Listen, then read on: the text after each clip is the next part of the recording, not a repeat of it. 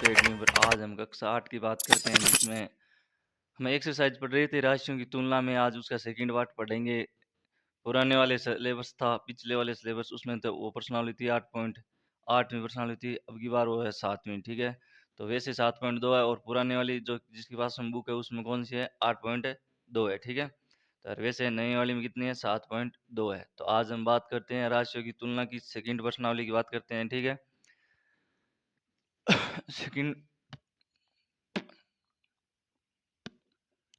Exercise है जो 8.2 है, जिसके पास नई वाली किताब उसमें कितनी हो जाएगी, 7.2 है। ठीक है, राशियों की तुलना में हम आज सेकंड पार्ट पढ़ेंगे, जिसमें आपको मैंने फॉर्मूले से भी लिखा दिए होंगे, फॉर्मूले से भी लिखा दिए थे आपको। आज हम क्वेश्चन फर्स्ट से स्टार्ट करते हैं। और पहला क्वेश्चन इसमें दे रखा है कि आपको यहाँ पर क्वेश्चन मिल जाएगा। क्वेश्चन में क्या दे रखा है कि एक दुकानदार है जो अपने ग्राहकों को सभी को 10% की छूट देता है, बट्टा देता है। छूट का अर्थ क्या होता है, बट्टा दे रहा है। अगर एक जीन्स है और 2 कमीज है, एक जीन्स का मूल्य तो है 1450 रुपये, जिस पर भी 10% की छूट, और 2 कमीजों का मूल्य, प्रत्येक कमीज का मूल्य है 850 रुपये। तो आपको बताना है कि उसको वास्तविक कितने पैसे देने पड़ेंगे। यानी एक दुकानदार से अगर कोई ग्राहक, अगर इतनी छूट देने के बाद में ग्राहक को कितने पैसे देने होंगे। ठीक है, तो हम उसकी बात करते हैं, इसका हम सॉल्यूशन करते हैं। देखो, आपको दे रखा है कमीज का मूल्य और है जीन्स का मूल्य। तो एक जीन्स का मूल्य कितना है, एक जीन्स का एक जीन्स का मूल्य कितना है, 1450 रुपये। कितना है, 1450 है। यानी 1400 और कितने हैं, 50 रुपये। ठीक है, अब वो इस पर क्या करता है, 10% छूट देता है। इस पर ही 10% छूट देगा। तो 10% छूट देने के बाद ग्राहक को कितने पैसे देने होंगे, ये बात है। तो 10%, इसलिए ऐसे देखना, इसलिए 10% बट्टा देने के बाद, बट्टा देने के बाद देने के बाद जिन्स का मूल्य, जिन्स का मूल्य जिन्स का मूल्य कितना हो जाएगा।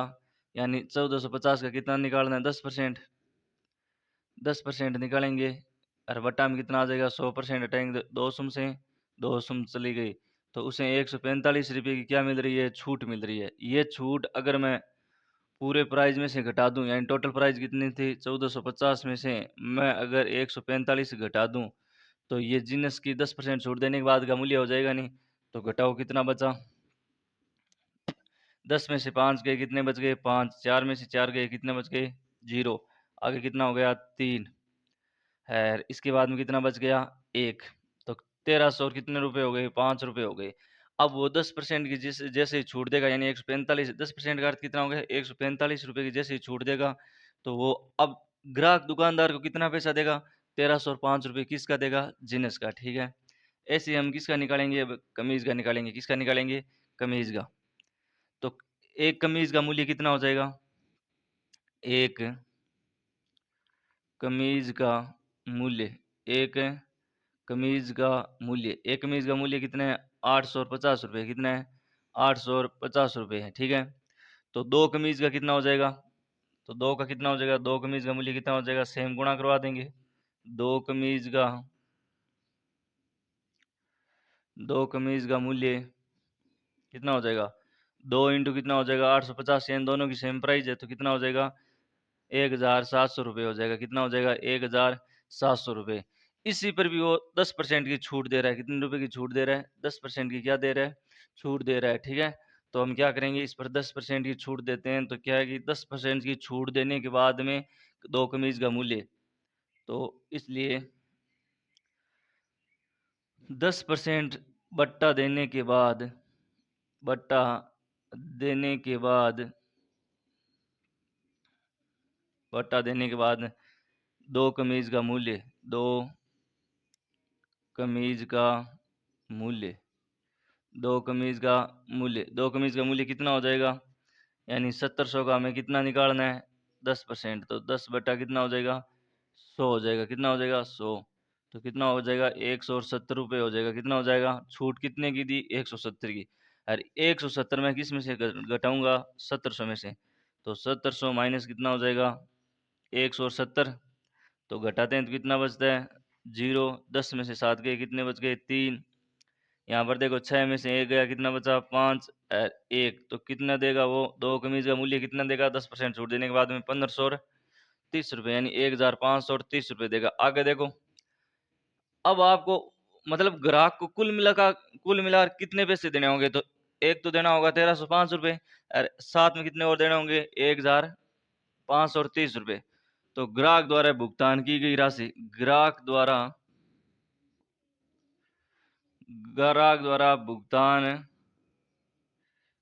गई किया गया मूल्य या की गई राशि एक ही होता है, ठीक है। नहीं, की गई राशि कितनी हो जाएगी 1305 प्लस 1530, तो कितना हो जाएगा 5 और 0 कितने हो गए 5, 0 और 3 कितने हो गए 3, 5 और 3 कितने हो गए 8, और एक रे कितना हो गया 2। तो 2835 रुपये उस ग्राहक को क्या है कि दुकानदार को रुपए देने पड़ेंगे। क्या करने पड़ेंगे, देने पड़ेंगे। इसका दूसरा तरीका भी है, अगर आप क्या करते हो कि 1450 और 1700 को जोड़ लो और फिर उसका कितना निकाल लो 20% निकाल लो, बात एक ही है, उत्तर सेम ही आएंगे, ठीक है। नहीं, तो ये हो गया हमारा कौन सा फर्स्ट क्वेश्चन। अगला क्वेश्चन देखो, दे रखा है कि एक टेलीविजन का प्राइस दे रखा है 13,000 रुपये, कितना है 13,000 रुपये, और उस पर 12% कर वसूली जाती है। तो विनोद द्वारा दिया गया मतलब वास्तविक मूल्य कितना होगा, कि वो अपनी जेब से कितने रुपए चुकाएगा। तो आपको पता है कि टेलीविजन का जो प्राइस है, वो प्राइस कितना दे रखा है, प्राइस दे रखा है 13,000 रुपये, और कर वसूली का अर्थ है कि उस पर टैक्स लिया जा रहा है। और टैक्स क्या होगा, टैक्स ऐड किया जाता है। मान लो टेलीविजन की पहली रेट 13,000 थी, वो किसके बराबर है 100% के बराबर है। जैसे 12% उसका मान बढ़ा दिया, तो अब मान कितना हो जाएगा 112% हो जाएगा। तो आप 112% की वैल्यू निकालनी है। एक तरीका तो है ये। दूसरा तरीका ये है कि 13,000 का 12% निकालो और जितना पैसे है वो 13,000 में जोड़ दो, तो आपका मूल्य आ जाएगा। तो मैं इसको दोनों तरीके से करूंगा, देखना।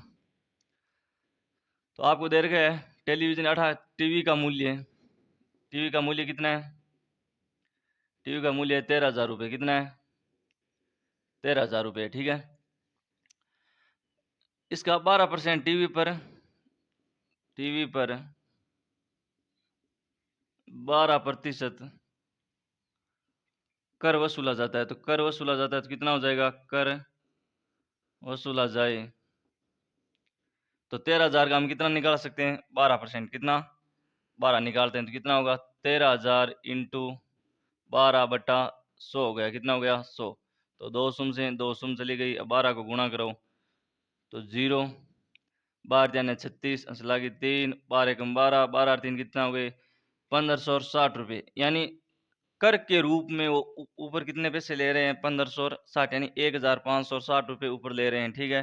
तो कुल मिलाकर विनोद है, विनोद के कुल पैसे कितने देने पड़ेंगे, तो इसलिए क्या होगा, विनोद के द्वारा टीवी की कुल दे दे राशि कितनी होगी, कुल दे राशि कितनी हो जाएगी, कितनी होगी, यानी 13,000 और प्लस में कितने हो जाएंगे 1,560 हो गए। तो इसको जोड़ेंगे तो कितना आएगा, 0 और 0 कितने हो गए 6, आगे कितना आ गया 6, आगे कितना आ जाएगा 5 और 4 1, यानी 14,560 रुपये। उसको क्या करना पड़ेगा, उस पूरी टीवी का 12% एक्स्ट्रा टैक्स वसूलते आपको कितना पैसे देने पड़ेंगे विनोद को 14,560 रुपये। एक तरीका तो है इसका ये। दूसरा तरीका है, अगर आपको इसको शॉर्टकट के रूप में करना है तो क्या है कि वो बोल रहे हैं, मान लो टीवी का मूल्य है, टीवी का मूल्य अपने आप में कितना होता है, टीवी का मूल्य टीवी का मूल्य टीवी का मूल्य कितना है 13,000 है, लेकिन रियल में टीवी का मूल्य कितना है 100% है, कितना है 100% है। तो उसने 8% टैक्स वसूला है, तो नहीं सॉरी 12% टैक्स वसूला है, तो कितना हो जाएगा 112 हो जाएगा।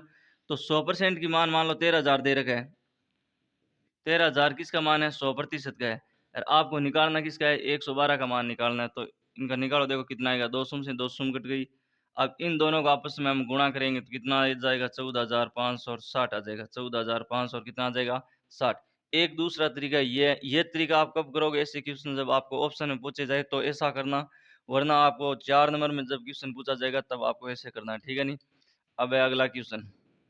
लड़का जो स्केट खरीदा है यानी पहिएदार जूते खरीदता है, जिसको क्या है कि सेल पर खरीदता है, वो खरीदता किस पर है? सेल को। और सेल कितने परसेंट की छूट देता है? उसे 20% की छूट देने के बाद में वो उसका मूल्य कितना देता है? 16,000 रुपये। पैसे कितने देते हैं? 16,000 देता है। तो आपको बताना है कि अगर उस पर छूट नहीं दी जाए तो उसका वास्तविक मूल्य कितना था, वो आपको इसमें बताना है, ठीक है नहीं। तो क्वेश्चन नंबर कौन सा है? तीसरा क्वेश्चन है, ठीक है। क्वेश्चन नंबर कौन सा है? तीसरा। और तीसरे का सॉल्यूशन देखो। छूट कितने की दी गई है? 20% की। तो 20% की छूट किस पर दी गई है? आपको निकालना है इसका वास्तविक मूल्य। वास्तविक मूल्य का फॉर्मूला क्या होता है? इधर देखना। स्केट्स का वास्तविक मूल्य या बोलते हैं एमआरपी, वास्तविक मूल्य या अंकित मूल्य। क्या होता है? अंकित मूल्य। तो इसका फॉर्मूला क्या है? इसका फॉर्मूला हो जाएगा, पैसे दिए कितने हैं उसको बोलते हैं विक्रय मूल्य, ठीक है। तो विक्रय मूल्य इंटू 100 और बट्टा में क्या हो जाएगा? 100 plus minus R. 100 plus minus R. R का अर्थ क्या है? यहाँ पर लाभ या हानि होती है। अगर लाभ होता है तो प्लस लेना है और हानि होती है तो आपको क्या लेना है? माइनस लेना है, ठीक है। तो इसमें कितने परसेंट का बट्टा दे रखा है? आपको इसमें बट्टा दे रखा है कि कितने परसेंट का बट्टा दिया है? 20% का। तो ये 20% बट्टा या छूट या हानि क्या होती है? माइनस में होगा, ठीक है। तो इस फॉर्मूले में सीधा मान रखो। विक्रय मूल्य का मान दे रखा है क्वेश्चन में आपको 16,000 रुपये। कितने हैं? 16,000 रुपया इंटू 100 बट्टा में कितना हो जाएगा? 100 माइनस कितना हो जाएगा? 20 हो गया। तो आगे कितना होगा? 16,000 इंटू 100 बट्टा में कितना आ गया? 80। देखो एक शून्य से एक शून्य कट गई। 8 का भाग इसमें कितनी बार गए? 200 बार। कितनी बार गए? 200। और 200 को मैं आगे उसका उसमें गुणा करूंगा तो कितना आ जाएगा? 20,000 रुपये। कितना आ जाएगा? 20,000 रुपये। तो इस गेट का पहले मूल्य कितना था? 20,000 रुपये था। कितना था? 20,000 रुपये था। सॉरी, यहाँ पर आपको 16,000 नहीं, 1,600 रुपये। कितना है? 1,600 रुपये। कितना है? 1,600 रुपये। तो यहाँ पर कितना आ जाएगा? 20 बार जाएगा। कितनी बार जाएगा? 20 बार। यहाँ पर कितना हो जाएगा? 2,000। कितना हो जाएगा? 2,000। ठीक है। अब हम करते हैं अगला क्वेश्चन, चौथा क्वेश्चन। कौन सा है? चौथा आपको दे रखा है एक हेयर ड्राइव है जो 8% वेट के साथ 5400 में खरीदी जाती है। तो आपको बताना है कि अगर 8% वेट नहीं होता तो उससे पहले उसका मूल्य कितना था। तो आपको बताना है 100% की वैल्यू बतानी है। कितने की बतानी है? 100% की। तो आप पिछले फॉर्मूले से भी कर सकते हो इस क्वेश्चन को। आपको दे रखा है वेट कितना दे रखा है? वेट सहित कितना दे रखा है इसमें? 8% दे रखा है। कितना दे रखा है? और इसका मूल्य कितना दे रखा है? हेयर ड्रायर का मूल्य कितना दे रखा है?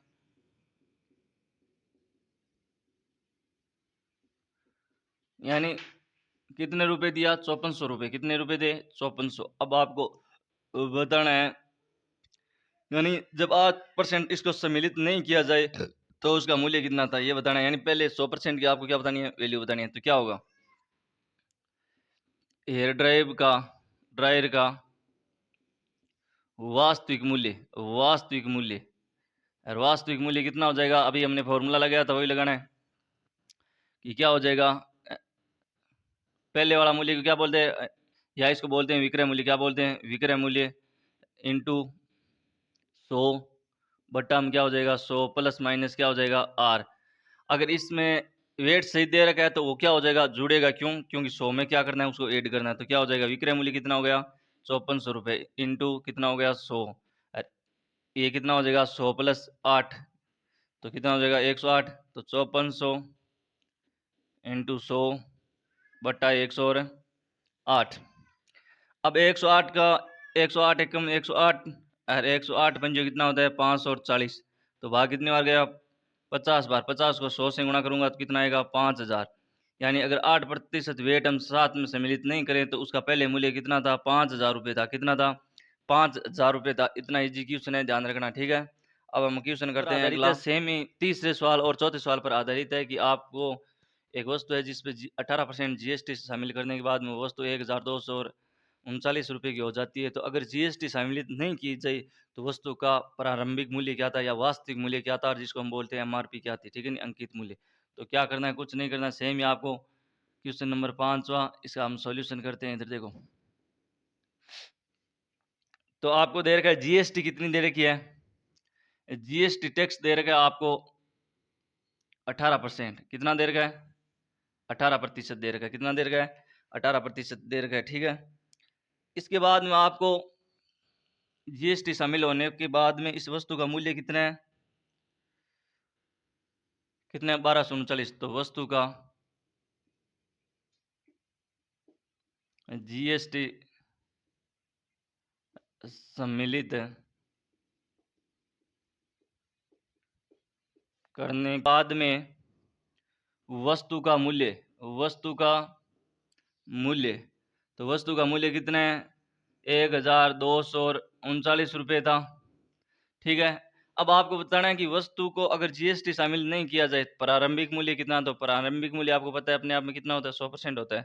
तो आप क्या करोगे, वो फॉर्मूला लगाओ। तो प्रारंभिक मूल्य के लिए क्या हो जाएगा, या वास्तविक मूल्य, वस्तु का प्रारंभिक मूल्य या वास्तविक मूल्य, कुछ भी पूछा जाए तो आप ये फॉर्मूला ध्यान रखना, क्या हो जाएगा, विक्रय मूल्य इंटू 100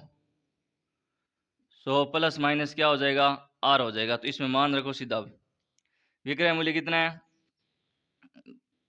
1239 इंटू क्या हो जाएगा, 100% का मान निकालना है, बट्टा में कितना हो जाएगा, ये 18% जीएसटी जुड़ेगी। जीएसटी टैक्स कोई भी ये कर होते हैं, ये क्या होते हैं, 100 में जुड़ते हैं। तो कितना हो जाएगा, 100 प्लस 10 कितने, 18 कितने हो जाएंगे, 100 और 18। अब देखो इसमें इसका भाग कितनी बार जा रहा है, अगर भाग देना आ रहा है तो आप देखो कितनी बार जाएगा। इधर देखो हम 2 से काटते हैं, 2 से काटेंगे तो कितना आएगा, यहाँ पर कितनी बार गया भाग, 50 बार। यहाँ पर भाग कितनी बार जाएगा, 5 बार गए, फिर बचा एक 59 बार गया। कितनी बार गया, 59 बार गया। तो अब इसमें देखो, इसमें इसका भाग कितनी बार जा रहा है, तो 59 एकम 59 2 बार गया, फिर बचे 5, फिर भाग कितनी बार गया, 21 बार। कितनी बार गया, 21 बार। इसके बाद आपको 21 और 50 को गुणा करें तो 21 पंजो 100 और 5 आगे हमने क्या लगा दिया, 0। तो इस वस्तु का पहले 100% का मान कितना हो जाएगा, 1050 रुपये हो जाएगा। कितना हो जाएगा, 1050 रुपये हो जाएगा, ठीक है। तो इस हिसाब से इस प्रश्नावली में मात्र 5 ही क्वेश्चन थे। अब ध्यान रखना, पेपर में इनमें से कोई ये सवाल पूछे जाते हैं, वो पूछे जाते हैं 1 नंबर में, ऑप्शन वाला सवाल पूछा जाता है। और ऑप्शन वाले में आप सीधा ये फॉर्मूला ध्यान रखना, मान रखना है, आपको तुरंत बताना है, क्योंकि ऑप्शन में नीचे उत्तर आपको दिए होते हैं। लेकिन इसके उदाहरण है वो 4 नंबर में पूछा जाता है, ध्यान रखना। इस प्रश्नावली के जो उदाहरण है वो 4 नंबर में पूछे जाते हैं। इस प्रश्नावली में से उदाहरण चूक कर पूछा जाता है पेपर में, एग्जाम में लमसम 100% आता है। तो इसके जो उदाहरण है वो आप मिला लेना, जिसमें किसी में क्रय मूल्य पूछा है, किसी में विक्रय मूल्य पूछा है। जैसे अगली प्रश्नावली करेंगे 7.3, उसमें हम क्या पढ़ेंगे, उसमें हम पढ़ेंगे क्रय मूल्य, विक्रय मूल्य, ब्याज, इन तीनों के बारे में हम अगली प्रश्नावली में पढ़ेंगे। अगर आपको वीडियो अच्छा लगे तो लाइक और सब्सक्राइब कीजिए। आप सभी का धन्यवाद। फिर मिलते हैं अगली प्रश्नावली में।